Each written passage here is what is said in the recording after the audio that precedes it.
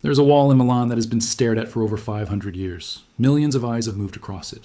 Kings, popes, scholars, pilgrims, tourists with cameras, art students with notebooks. And every single one of them believed they understood what they were looking at. A painting, a moment. Of you will betray me. That is what the painting shows. That is what it has always shown.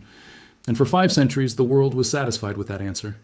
But what if the painting was never finished telling its story? What if Leonardo da Vinci, the man who hid anatomical sketches inside cathedral commissions, who wrote entire notebooks in mirror script so no one could read over his shoulder, who engineered flying machines 300 years before anyone built one? What if he did something inside that painting that no human eye was ever equipped to see? What if he left a message not for the people of his time, but for a future that didn't exist yet? A future with tools powerful enough to finally hear him. In 2025, a team of researchers began to believe that was exactly what happened. And what they found, or what they claimed to find, set off a firestorm that burned through academic halls, social media feeds, YouTube channels, and theology departments from Milan to Tokyo. The story spread faster than almost any art discovery in modern history. Historians were described as stunned. Theologians were said to be shaken. The phrase hidden words appeared in headlines on 6 continents. And at the center of it all was an artificial intelligence, a painting that was already falling apart before it was even finished, and a man dead for 500 years who may have been speaking to us all along. This is that story. All of it. The claims, the evidence, the controversy, and the truth. To understand why this discovery, real or not, hit the world so hard, you have to first understand the painting itself. Not the myth of it, not the Dan Brown version, the actual object. Leonardo da Vinci painted the Last Supper between 1495 and 1498 on the north wall of the refectory of the convent of Santa Maria delle Grazie in Milan.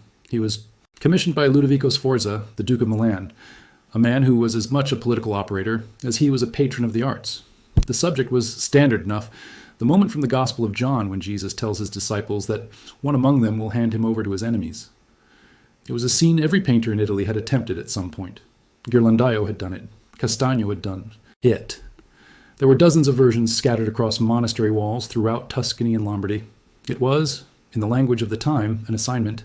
Leonardo treated it like a revolution. Where other painters had arranged the disciples in neat, passive rows, Leonardo exploded the composition outward.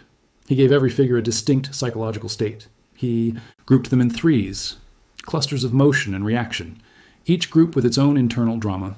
He used the architecture of the room itself as an extension of the painting, drawing the eye toward Christ with a forced perspective, so precise it required mathematical calculation. He painted Jesus at the exact center, framed by 3 windows behind him, his arms outstretched in a gesture that simultaneously invites, surrenders, and divides. Light falls from the left, shadow pools beneath the table, and across the faces of 12 men, Leonardo mapped every human response to catastrophic news. Disbelief, rage, sorrow, confusion, denial, and guilt. It was, by any measure, a masterpiece before the paint had dried. The problem was the paint itself. Unlike his contemporaries who used the traditional fresco method, applying pigment to wet plaster so it bonded chemically with the wall as it dried, Leonardo wanted more control. He wanted to be able to rework details, blend colors, revisit passages over days and weeks instead of hours. So he painted on dry, plaster, using a mixture of tempera and oil. The result was visually stunning in the short term. In the long term, it was a disaster.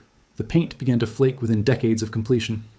By the time Leonardo died in 1519, portions of the painting were already deteriorating. By the 18th century, a doorway had been cut through the lower center of the composition, destroying Christ's feet. Soldiers used the refectory as a stable during the Napoleonic campaigns. A bomb fell while near the building in 1943. The wall survived, barely, protected by sandbags. And through all of it, the moisture, the damage, the repeated restoration attempts, some of which made things worse, the painting endured. What remained, though, was far less than what Leonardo created. Restoration experts who worked on the most recent project, completed in 1999, estimated that perhaps 40% of the original paint surface survived intact. The rest was later additions, overpaint, guesswork, and loss. The painting we see today is, in many ways, a reconstruction, a memory of a memory. And that is precisely what made it so compelling to the researchers who came with their machines. The project that generated all of this conversation was called, depending on which version of the story you encountered, either Da Vinci Decoded or simply referred to as an initiative by Google DeepMind's Art. Interpretation Division. Different accounts gave it different names, different team compositions, different origin stories, but the core claim was consistent across nearly every version. A team of AI specialists, historians, and imaging scientists had applied hyperspectral imaging technology to the entire surface of the Last Supper. This technology, originally developed for satellite surveillance and geological analysis, can capture data across hundreds of bands of the electromagnetic spectrum simultaneously, far beyond the narrow slice of visible light that human eyes can perceive. Infrared, ultraviolet, near-infrared. Each band reveals different information about a surface, pigment composition, underdrawing, previous restoration layers, damage and deterioration, hidden brushwork, things that are physically present in the material, but completely invisible to the naked eye.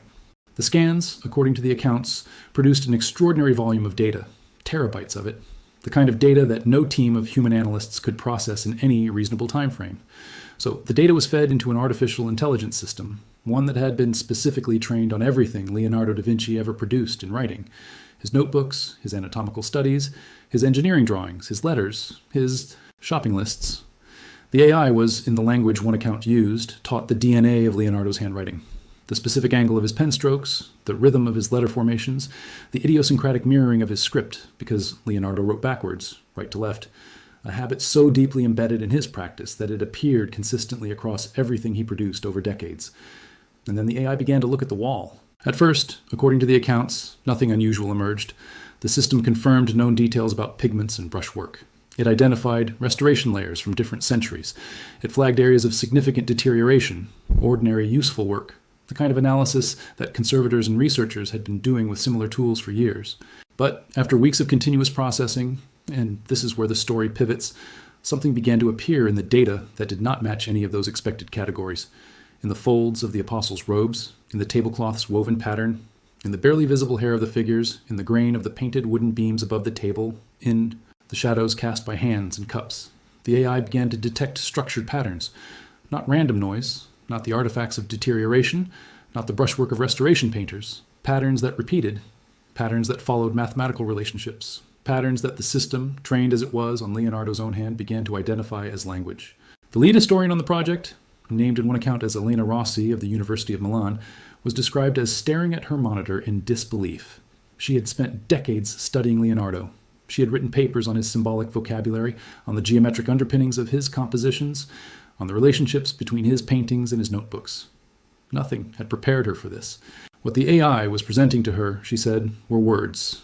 Actual words, written in Leonardo's mirror script, embedded so finely into the visual fabric of the painting that they were invisible to any technology that had previously been applied to it, and completely invisible to the human eye. Nearly 40 separate phrases were identified across the mural. The placement the AI determined was not random. The letters followed the golden ratio, the same mathematical proportion Leonardo used to structure the composition itself, starting from the central figure of Christ and spiraling outward in both directions. The hidden text moved across every disciple in sequence, linking figures to phrases in a way that appeared deliberate and systematic. Some of the phrases were immediately recognizable as consistent with Leonardo's known philosophy. Near the figure of Thomas, doubting Thomas, the apostle famous precisely for demanding evidence before belief, the AI detected a phrase that translated roughly as "truth is found in numbers, not in faith." It was the kind of statement Leonardo made repeatedly in his notebooks, his argument that the world was knowable through measurement and observation, not through religious authority. For scholars of Renaissance intellectual history, it was not a shocking sentiment. What was shocking was finding it here, embedded in a painting that had been commissioned as an explicitly devotional work, hidden inside a composition hanging in a monastery dining room, invisible to the monks who ate their meals beneath it every day for 500 years. Other phrases were more cryptic. Some appeared to reference the nature of vision itself, appropriate perhaps for the man who wrote more extensively about optics than almost any other subject. Others seemed to address the relationship between the artist and the divine, asking questions rather than making statements, as though Leonardo had used the hidden layer of the painting to continue the arguments he conducted so relentlessly with himself in his private notebooks. The style, the backward script, the phrasing, the AI's analysis suggested all of it matched Leonardo's known handwriting and philosophical vocabulary with a high degree of probability. When the research team decided to go public, the reaction was swift and overwhelming. The story spread across social media within hours of the first articles appearing. YouTube channels devoted to art history, to conspiracy theories, to ancient mysteries, to artificial intelligence, all picked it up simultaneously. The phrase hidden words became a trending topic. The phrase historians collapse in fear, dramatic, sensational, impossible to read without wanting to click, appeared in headlines that were shared millions of times. For a few weeks in late 2025 and into early 2026, the story of what AI had found in the Last Supper was one of the most discussed topics on the internet. And then people started asking the question that should have been asked first: where is the paper? It is a simple question. In the world of scientific and academic research, discoveries are not announced through YouTube videos and content farm articles. They are submitted to peer-reviewed journals. They are presented at named conferences with verifiable attendee lists, and they are published under the names of real researchers affiliated with real institutions, whose credentials can be checked and whose methodologies can be scrutinized by other experts in the field. The claim that this research was first presented at a closed academic session in Florence in October 2025, closed, meaning no public record, no press coverage, no independent witnesses, no published proceedings, is not how legitimate academic research works. It is, however, exactly how a fabricated story insulates itself from verification. There's no paper. There's no peer-reviewed publication describing the Da Vinci Decoded project. There's no press release from Google DeepMind, which does real, significant, well-documented work in artificial intelligence, announcing an art interpretation division that analyzed the Last Supper. The researcher, named Elena Rossi, described in multiple accounts as a leading Da Vinci scholar at the University of Milan, does not appear in academic literature on Leonardo with that description. The lead software engineer named Satoshi Tanaka, quoted in another version of the story, similarly has no traceable academic presence. What does exist is dozens of nearly identical articles published across dozens of different websites, all telling the same story with slightly different details, all using the same emotional language, all pointing back to the same absence of verifiable sources. This is what content farms do. This is what AI-generated viral misinformation looks like when it has been optimized specifically for sharing. It borrows the language of legitimacy. Research teams, academic sessions, technical methodologies, named experts, and arranges those borrowed elements into a story designed to trigger curiosity, wonder, and the need to share. The story of AI decoding hidden words in the Last Supper is, in the most direct terms, a fabrication. But here is where it gets genuinely interesting, and why this particular fabrication resonated so deeply with so many people. Because the fabrication was built on a foundation of things that are real. Hyperspectral imaging is real. It is used extensively in art conservation and research. The technology genuinely can reveal layers of a painting invisible to the naked eye. It has been applied to countless works, including paintings by Leonardo. The 1999 restoration of the Last Supper involved extensive technical analysis, including X-ray examination and infrared reflectography, which revealed Leonardo's underdrawing beneath the surviving paint surface, including details of earlier compositional choices, like the fact that several apostles were originally positioned differently, and that some figures' facial expressions were substantially altered during the painting process. These are real discoveries, documented in real research, published in real journals. Artificial intelligence is genuinely being used in art history and conservation. Machine learning tools have been applied to problems of attribution, determining whether a disputed painting was made by a particular artist or a member of their workshop. AI systems have analyzed brushstroke patterns, pigment composition, and compositional choices across large datasets of artworks to identify stylistic signatures. This is ongoing, legitimate research, producing real results published in real places. And Leonardo da Vinci genuinely was the kind of person who hid things. His notebooks, the ones that survived, which represent only a fraction of what he produced, are full of coded observations, mirror-written passages, drawings embedded within drawings, and ideas so far ahead of their time that they were incomprehensible to most of his contemporaries. He was a man operating inside a world that would have condemned many of his beliefs if stated openly. His interest in human anatomy required him to secretly dissect corpses, which was a criminal act. His philosophical skepticism about religious authority was something he was careful never to express too directly in public. The mirror writing was partly habit, partly a way of working through ideas privately, and quite possibly, partly a deliberate form of concealment. So the emotional logic of the viral story is sound, even when the story itself is not.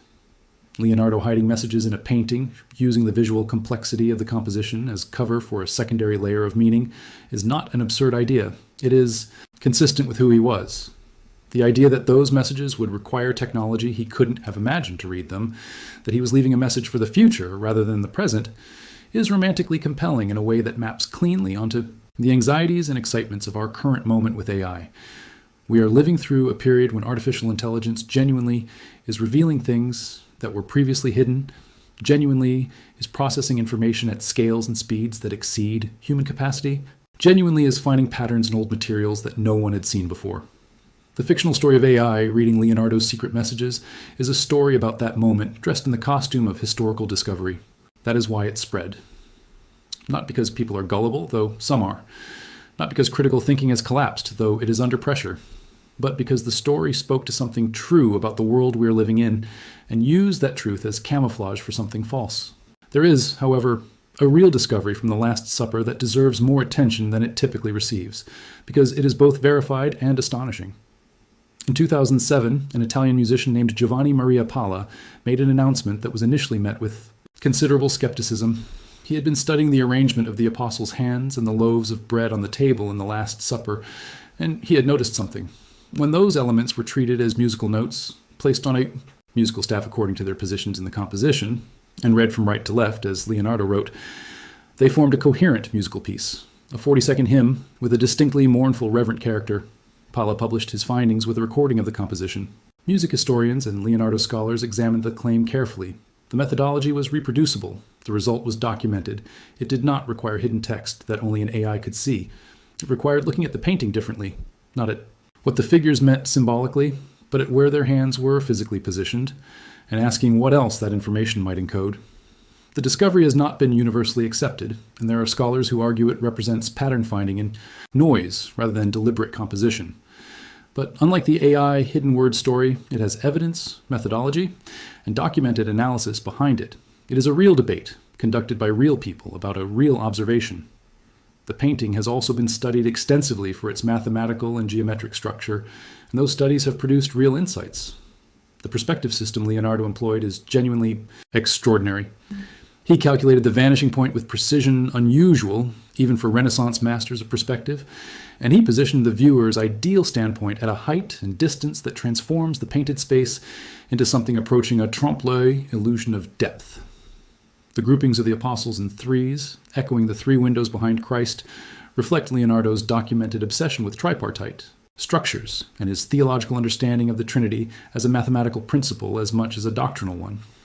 The figure of Judas, positioned so that his face falls into shadow while the other apostles are illuminated, is a compositional choice so deliberate that it reads almost as editorial, Leonardo using light as judgment. These are the real hidden layers of the Last Supper. Not secret text, not encoded prophecies, but a level of intentionality and structural sophistication so deep that even after 5 centuries of analysis, researchers are still finding new things to say about it. The question of what the viral story tells us about our moment is perhaps more interesting than the story itself.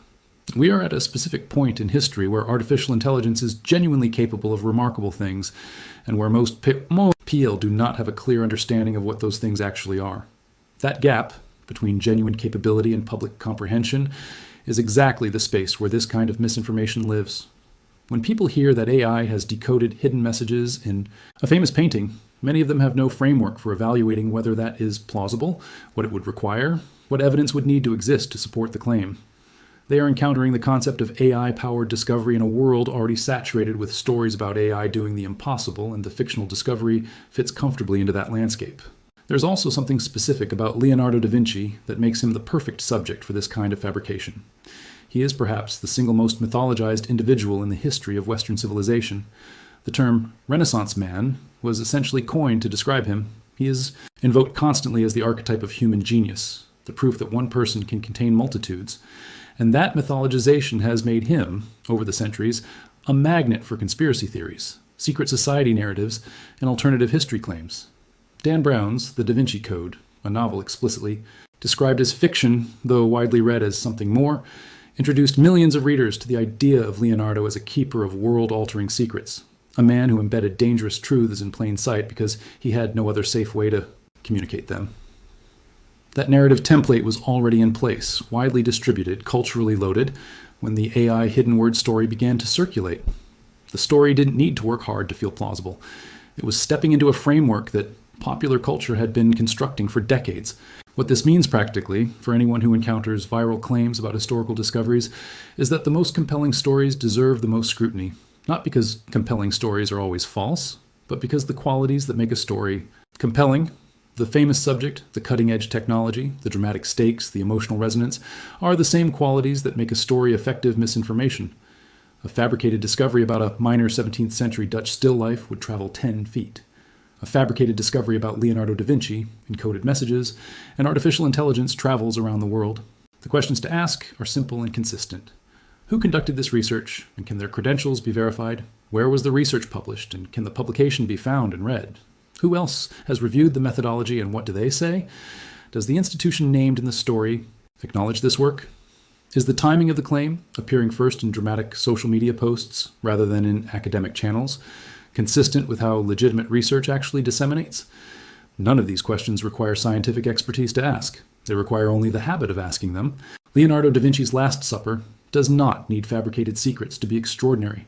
It is one of the most analyzed, discussed, debated, and reproduced works of art in human history, and after 500 years, it continues to generate genuine scholarship. The real story of the painting, the technical audacity that doomed it to deterioration, the political and spiritual context of its commission, the documented ways Leonardo pushed against the boundaries of his religious subject matter, the subsequent centuries of damage and restoration and partial recovery. That story is more interesting than any invented conspiracy. The real story of AI in art history, the documented applications of imaging technology and machine learning to conservation, attribution, and analysis, is more interesting than any fictional project with unnamed researchers and unpublished results. We are living in a moment of genuine technological transformation, one in which the tools available for studying the past are more powerful than at any previous point in history. There are real discoveries being made, real secrets, in the sense of things previously unknown, not in the sense of conspiracies, are being revealed by the application of new methods to old materials. The Herculaneum scrolls, carbonized by the eruption of Vesuvius in 79 AD and unreadable for nearly 2,000 years, are being decoded using machine learning applied to X-ray tomography scans. Ancient manuscripts, too fragile to open, are being read without being touched. The buried cities of the Amazon are being mapped through LiDAR scanning from aircraft. These are genuine miracles of technology applied to history, and they are all documented, verified, and available for anyone to read about. The story of AI decoding hidden words in the Last Supper is not one of those miracles, but it lives on the same street as them. It breathes the same air, and that is why it matters to understand exactly what it is and what it isn't, not to diminish the genuine excitement of living in an age when so much is being revealed, but to make sure that excitement is directed toward the things that are actually true.